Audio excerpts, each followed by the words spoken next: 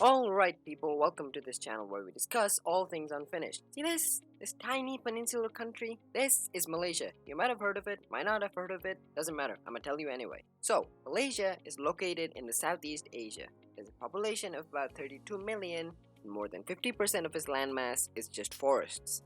Its capital is Kuala Lumpur.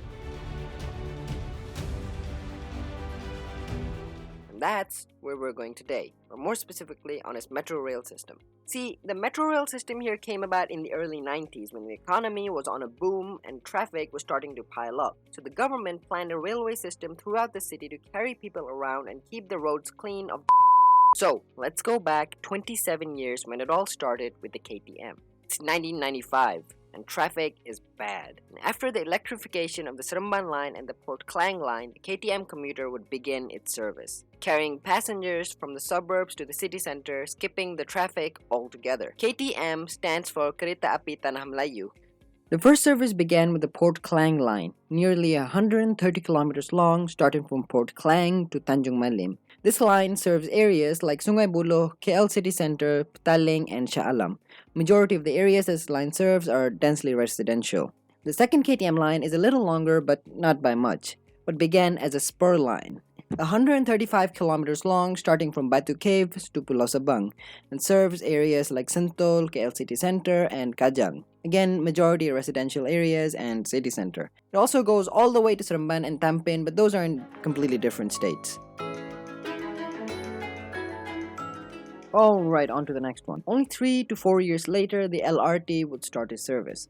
3 lines were constructed with the same purpose as the KTM, connect the periphery to the heart. The Ampang line, the Sri Petaling line, and a year after that in 1999, the Kelanajaya line, the first driverless metro system in the country. The Ampang and Sri Petaling lines were originally known as the Star LRT, first conceived as a transportation master plan concocted by the Malaysian government. But later, as companies like Prasarana and finally Rapid KL took over, the lines were renamed to Ampang and Sri Petaling. The Ampang line starts at Ampang and goes to Sentul Timur. This serves areas like Tiwangsa, Masjid Jamek, and Plaza Rakyat, basically very businessy areas.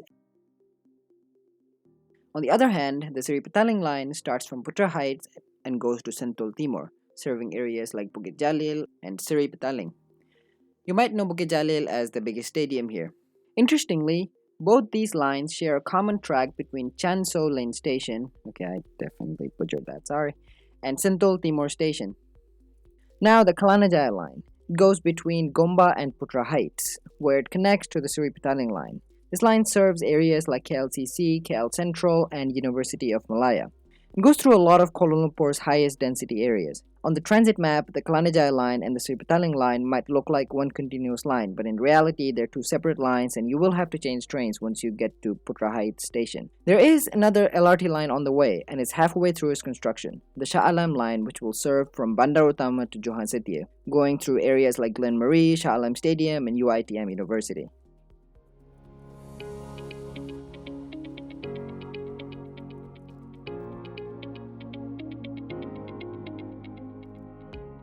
Right, on to Kuala Lumpur's Monorail. It basically serves as a people mover throughout the city center and the busiest commercial areas in the city, going from KL Central to Bukit Bintang and terminating at Titiwangsa. The monorail scheme was announced by the Kuala Lumpur City Hall, and after a go-ahead from the Malaysian government, the construction began, and in 2003, it finally opened. The single-tracked 8.6-kilometer-long loop through the heart of the city. Initially, the plan was to have another branching line that would go towards Mid Valley and Abdullah Hukum, which would have integrated into the Port Klang KTM line, but was cancelled due to the 1997 Asian financial crisis. There is, however, a new line in the plans for Putrajaya, although it's tough to say when it will be finished considering that the construction has been stalled since 2004. In 2016, the Malaysian government launched a whole new system of trains, the MRT lines, or the Mass Rapid Transit Line. The first of them started full service on the 17th of July 2017. The Kajang line serves from Kuasa Damansara to Kajang, going through areas like Bandar Utama, Museum Negara, and Bukit Bintang. The second line, the Putrajaya line, was launched in its first phase last year, but has yet to be fully operational, which is set to be this year. Once it is fully operational, the service will span from Kuala Damansara to Putrajaya Central, serving areas like Kuala Lumpur Hospital, KLCC, UPM University, and Cyberjaya. There is a third upcoming MRT line which has been approved. The Circle Line will serve in a loop around the city without entering the business district. The Sunway BRT line serves only in the Sunway area from Sunway Satyajaya to USJ7. And a little bit of trivia. This line happens to be the world's first all-electric BRT line, serving only about 7 stations. So now, after all of those, there are still 3 airport rail links left to talk about, one of which serves more like a transit train. The KLIA Express, or the Kuala Lumpur International Airport Express, goes directly from KL Central to the Kuala Lumpur International Airport. And the Sky Park Rail Link goes directly from KL Central to Subang Airport. The KLIA Transit, however, goes from KL Central to KLIA but stops at stations like Putrajaya Central and Banda Tasik Selatan. All of this combined forms the Klang Valley Integrated Transit System. But how do you access it?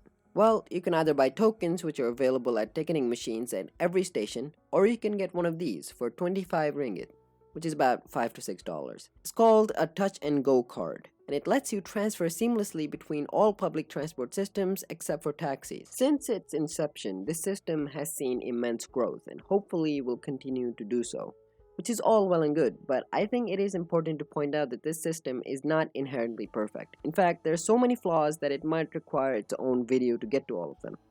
But nonetheless, for now, the system works, and the people using it are not dissatisfied. Now, on a more personal note, this channel is completely new, and we're still new to making YouTube videos, and we still have a lot to learn.